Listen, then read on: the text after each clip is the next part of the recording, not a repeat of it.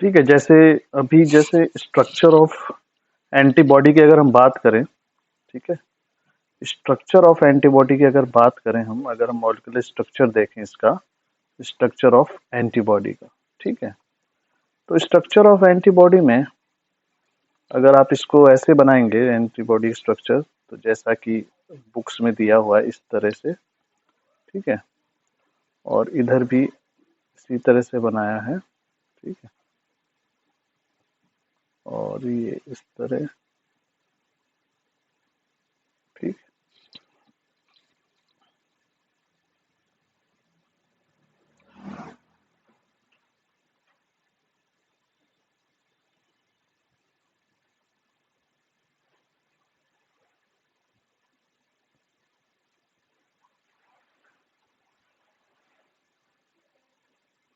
तो ये जो स्ट्रक्चर ऑफ एंटीबॉडी है, यहाँ पे अगर देखें तो यहाँ पर जो है, यहाँ पे डाइसल्फाइड बॉन्ड है इसमें, ठीक है, ये डाइसल्फाइड बॉन्ड है यहाँ पे, इस जगह पे यहाँ पे डाइसल्फाइड बॉन्ड है, यहाँ पर भी डाइसल्फाइड बॉन्ड है, यहाँ पर भी डाइसल्फाइड बॉन्ड है, यहाँ पर भी डाइसल्फाइड बॉन्ड है, यहाँ पर भी डाइसल्फाइड बॉन्ड है, यहाँ पर भी डाइसल्फाइड बॉन्ड है, यहाँ पर डाइसल्फाइड बॉन्ड है, और इस जगह पर है जहाँ पर जॉइंट पे, यहाँ पर भी ये दो इस तरह से इंटरकनेक्टेड जो है डाइसल्फाइड है, ये यहाँ पर, ये यहाँ पर, ठीक है।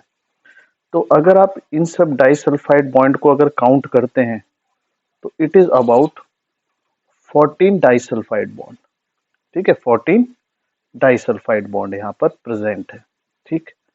तो ये 14 डाइसल्फाइड बॉन्ड है। अब ये चीजें आपको पता चल गई हैं कि ये यहाँ पर disulphide bond, and this is the portion, ये जो पोर्शन आपको मैंने ये बताया था उस दिन, तो ये पोर्शन जो है इसको हम बोलते हैं फैब पोर्शन, ठीक है, इसको भी बोलते हैं हम लोग फैब पोर्शन, यानी यानी ये जो फैब पोर्शन है, this is responsible for antigen binding sites, ठीक है, एंटीजन बाइंडिंग साइट्स, ये एंटीजन बाइंडिंग के लिए रिस्पॉन्सिबल है, fragment, fragment responsible for antigen binding, और ये जो फ्रैगमेंट है ये है एफसी पोर्शन, ठीक है, फ्रैगमेंट, फ्रैगमेंट जो क्रिस्टलाइज हो जाता है, क्रिस्टलाइज्ड, ठीक है, क्रिस्टलाइज्ड, इसलिए इसको सी बोलते हैं, और इसी फ्रैगमेंट पे कॉम्प्लीमेंट बाइंड करता है, ठीक है, एफसी पोर्शन पे ही it is also complement binding site, complement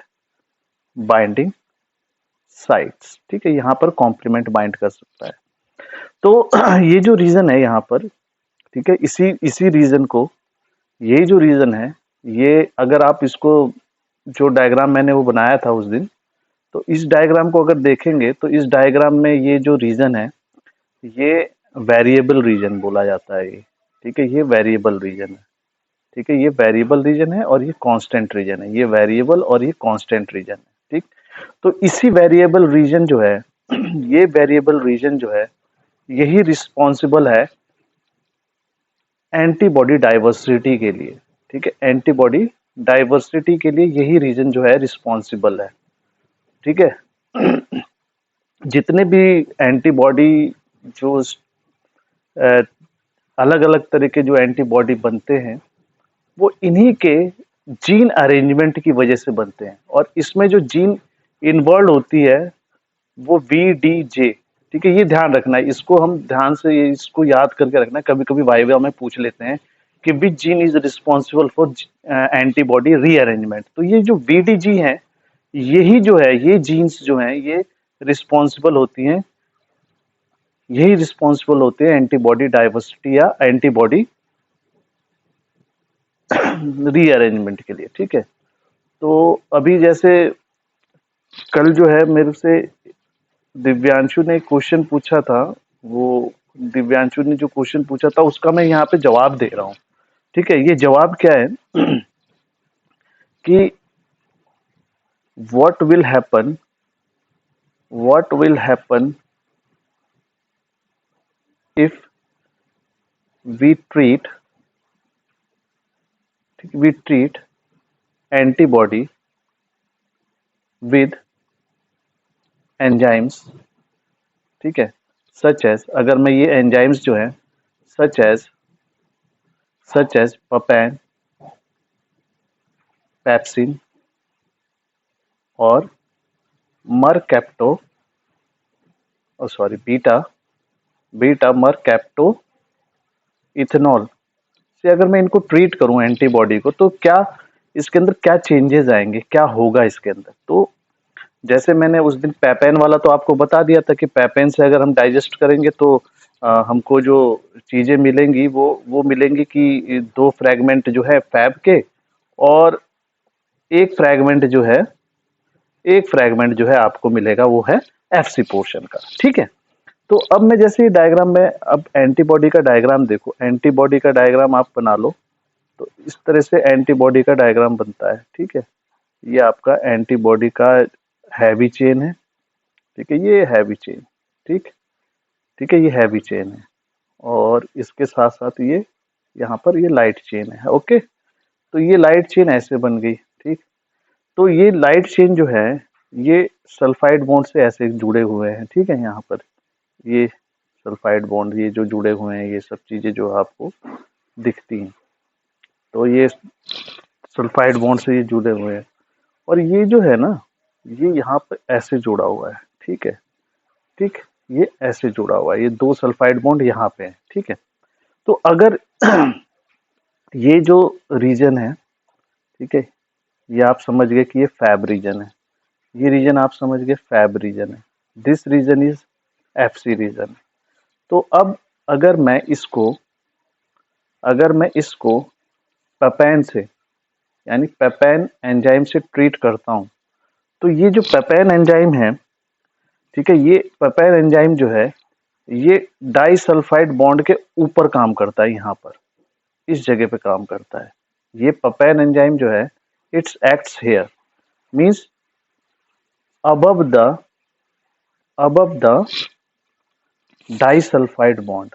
ठीक है, अबव द डाइसल्फाइड बॉन्ड, और जब ये अबव द डाइसल्फाइड बॉन्ड काम करता है तो इसमें जो आपको मिलेगा, ठीक है, वो क्या मिलेगा, वो आपको जो चीजें यहाँ पे मिलेंगी, ये जब डाइसल्फाइड बॉन्ड पे यहाँ पे कट करेगा, तो ये इसको कट करने के बाद ये तो दो F Fab region plus one FC region मिलेंगे कंप्लीट। ठीक है, कंप्लीट, ये कंप्लीट वन एफसी रीजन मिलेगा और ये कंप्लीट टू फैब रीजन मिला है। लेकिन यही चीज अगर आप पेप्सिन के साथ करते हैं, यानी अगर आप इसको पेप्सिन के साथ ट्रीट करते हैं, तो पेप्सिन जो है, ठीक है, पेप्सिन जो है below below the disulphide bond act करता है। ठीक है, below the disulphide bond act करता है, और जब भी below the disulphide bond act करता है तो आपको जो चीजें मिलती हैं, ठीक है, आपको जो चीज मिलेंगी वो फैब मिलेगा, फैब रीजन, लेकिन आपको डिग्रेडेड डिग्रेडेड एफसी पोर्शन मिलेगा। ठीक है, डिग्रेडेड एफसी पोर्शन यानी 2F भी, और ये डिग्रेडेड एफसी रीजन। ठीक है, और ये जो है ये आपको डिग्रेड होके मिलेगा। ठीक है, आपको पूरा नहीं मिलेगा। उसी तरह अगर बीटा मरकैप्टो इथेनॉल के साथ आप ये काम करते हो, यानी बीटा मरकैप्टो इथेनॉल, अगर बीटा मरकैप्टो इथेनॉल के साथ आप इसको ट्रीट करते हो एंटीबॉडी को, तो आपको जो चीज मिलेगी वो ये मिलेगी। पहले तो इसका फंक्शन समझ लीजिए। तो ये क्या करेगा, ये डाइसल्फाइड बॉन्ड को तोड़ेगा। ठीक है, ये अब ऊपर नीचे नहीं, ये सिर्फ डाइसल्फाइड बॉन्ड को तोड़ेगा, डाइसल्फाइड ब्रेक करेगा। तो जब डाइसल्फाइड ब्रेक करेगा तो ये ब्रेक होगा।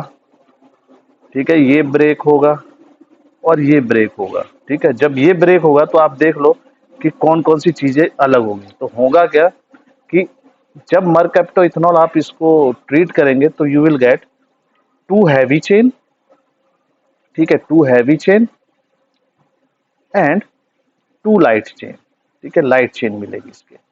तो अब आप समझ गए होंगे कि अगर इसको डाइजेशन करते हैं हम इस एंजाइम से, तो इस एंजाइम से ट्रीट करने के लिए अगर आपको सपोज करो कि आपको ये दोनों एंटीबॉडीज में अगर आप पेपेन से ट्रीट करते हो, तो पेपेन से ट्रीट करने के बाद आपको दो एफएबी रीजन मिलेगी और वन एफसी पोर्शन मिलेगा।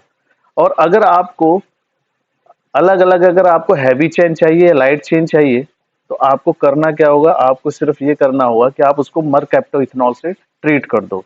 तो जब ट्रीट कर दोगे तो आपको 2 हैवी चेन और 2 लाइट चेन मिल जाएंगे। तो ये एक्सप्लेनेशन है कि ट्रीटमेंट में, यानी ये कह लो कि जब आप इसको ट्रीट करेंगे किसी भी एंजाइम से तो आपको मिलेगा क्या। ठीक है, नाउ इट इज क्लियर है ना। ठीक है, थैंक यू।